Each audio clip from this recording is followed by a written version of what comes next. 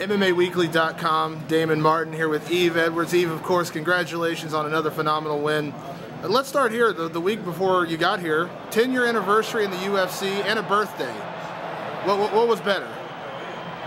The W was always the best. You know, my birthday kind of sucked because it was on the day of weigh-ins, so it didn't feel like a birthday at all until after I got off the scale. It feels good now, you know. The anniversary was great. You know, it's great to be around for 10 years and see how much the sport has grown.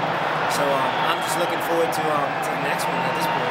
They show the highlight video before every UFC, and you know, they show a lot of newer highlights, but your knockout of Josh Thompson is still one of the old school clips that's in there.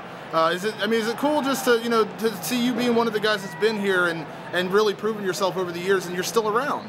Well, it's flattering that, you know, they still want me around. I feel that I'm still able to compete and being able to do what I've been able to do, you know, fight against some of the top guys in the world. I'm proud of that, and I'm just glad I've still got the skills to do it. Obviously, you've had a veteran career. You've gone ups and downs. Did it take any more, you know, coming into this fight, any nervousness coming off a loss, or, you know, because the UFC a little bit bigger stage, or did you kind of put that out of your mind and just say, hey, this is a new fight? I think the last fight has kind of taught me a lesson, you know, in that a fight's a fight. There's just so many things, so many variables, you know, and you just prepare as best you can.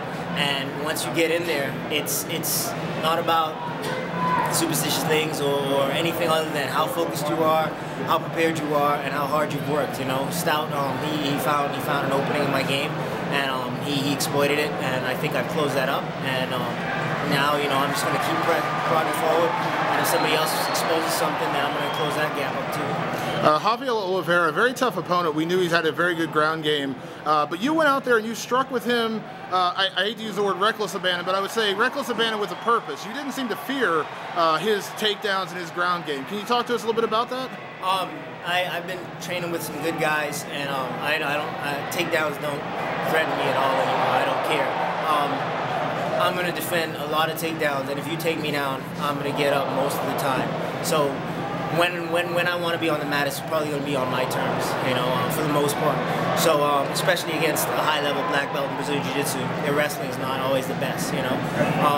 He's a strong guy, he took a good shot, but I just feel comfortable in that area, and I knew that my advantage was in the stand-up. No matter how hard he swings, no matter how hard he hits, you know, you're not knocking out anything you're going to hit.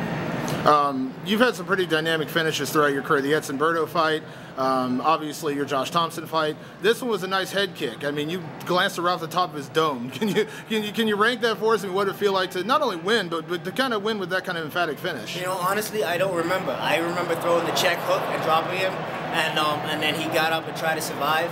And I just, at that point, Tyron Woodley is my main cornerman, and he just started calling things out, and I started throwing things.